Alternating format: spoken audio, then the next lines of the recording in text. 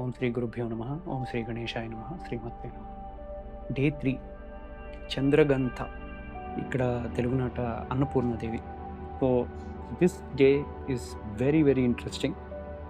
ఈ అమ్మవారు she can bring about alertness and readiness in your life. అంటే basically మనందరికీ అర్థం అవ్వాల్సిన విషయం ఏంటంటే, మనము మంచివాళ్ళము, అలాగే మనలోనే చెడు కూడా ఉంది. అంతే కదా. ఇప్పుడు ఒక్కొక్క రోజు మనసు చాలా బాగుంటుంది, అన్నీ మంచి ఆలోచనలే, అంతా చక్కగా చేస్తాము, పని అనేది పూర్తి చేసేస్తాం, పిల్లల మీద ఏం కోపాలు రావు, గుడికి వెళ్తాము, లేకపోతే చాలా సంతోషంగా అందరికీ ప్రేమ పంచుతూ ఉంటాము. అదే మనం ఇంకో రోజు మనకు కోపాలు వచ్చేస్తాయి, మనకి ద్వేషాలు వచ్చేస్తాయి, లేకపోతే మనకి ఇంకెవరి మీదో జెలసీ సంథింగ్ ఏదో ఒకటి వచ్చే అవకాశం ఉంటుంది. అంటే మనం లీడ్ చేస్తున్న ఈ లైఫ్లో మనకి 2 చాయిసెస్ ఉంటాయి. మన కాళ్ళ కిందే మనల్ని ఎనీ మూమెంట్ లాగేయగలిగే అసుర శక్తులు లాంటివి, అంటే లోభం, లేజినెస్, ఈగో, ఇట్లాంటివి any moment they can come up. అవి మన కాళ్ళ కిందే ఉంటాయి. అంటే కాళ్ళ కిందే in the sense symbolically they are right beneath our feet అంటారు కదా. అంటే any moment you are vulnerable, నువ్వు అవి మిమ్మల్ని క్యాచ్ చేసేయడానికి అవకాశం ఉంది. But at the same time మనకు కనుక అలర్ట్నెస్ అండ్ రెడీనెస్ ఉంటే 2 థింగ్స్ జరుగుతాయి. ఇట్లాంటి అన్వాంటెడ్ థాట్స్ వస్తున్నప్పుడు ఇఫ్ వీఆర్ అలర్ట్, మనం వాటిని we can nip them in the bud. అంటే అవి పెద్దవి అవ్వకముందే మనం వాటిని త్రుంచి వేయచ్చు. వాళ్ళు we can ignore them so that they go away. Or వాటిని కొంచెం జాగ్రత్తగా పరిశీలన చేయొచ్చు. ఓకే, నాకు ఎందుకు వస్తుంది కోపం అంటే కొంతసేపటికి అది మాయమైపోవడం. This is the alertness part. దీంతో పాటు మనకి రెడీనెస్ ఉండాలి. అంటే సాత్విక ఆలోచనలు, మంచి ఆలోచనలు, మనల్ని పైకి తీసుకెళ్ళగలిగే ఆలోచనలు వచ్చినప్పుడు వాటిని ఇప్పటికప్పుడు ఆ ఫీలింగ్స్ని వదిలేయకుండా దాని మీద యాక్షన్ తీసుకోగలిగే రెడీనెస్ కూడా ఉండాలి.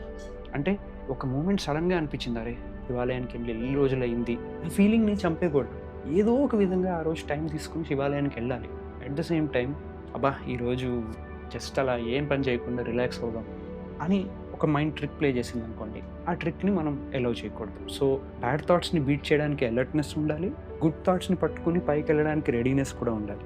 సో ఈ రెండింటిని మనం ఈరోజు అమ్మవారి స్వరూపానికి మనము ప్రే చేయొచ్చు, అడగచ్చు. ఈ స్వరూపం, ఈ శక్తి అది మనలో పెంచగలిగే ఉపాసనా శక్తి అనమాట. సో ఈరోజు అమ్మవారి స్వరూపాన్ని మీరు అడగాల్సింది ఇదే. అంటే నాకు అనిపిస్తుంది అన్నపూర్ణాదేవి కదా, అంటే మనం తినే ప్రతి మెతుకు కూడా మనకి ఇటువంటి అలర్ట్నెస్ని, రెడీనెస్ని ఇవ్వగలిగే శక్తి ఆవిడలో ఉంది. సో ఆ విధంగా మనం విజువలైజ్ చేసుకోవచ్చు కూడా. And that is day 3 for us. Super important. So we have completed 3 days. Day 1 మనము సపోర్ట్ సిస్టమ్ చూసాము, డే 2 డిటాచ్మెంట్, వైరాగ్యం చూసాము, day 3 we're talking about alertness and readiness. Already ఈ 3 చేస్తేనే it is going to bring about a significant change in the way we think. అంటే మన support సిస్టమ్ని మనం గ్రాంటెడ్గా తీసుకోలేదు డే 1 తర్వాత. సెకండ్, అందులో మన డీపెస్ట్ అటాచ్మెంట్ని కూడా మనము ఆ అమ్మవారి ఫీట్లోనే వదిలేసాం.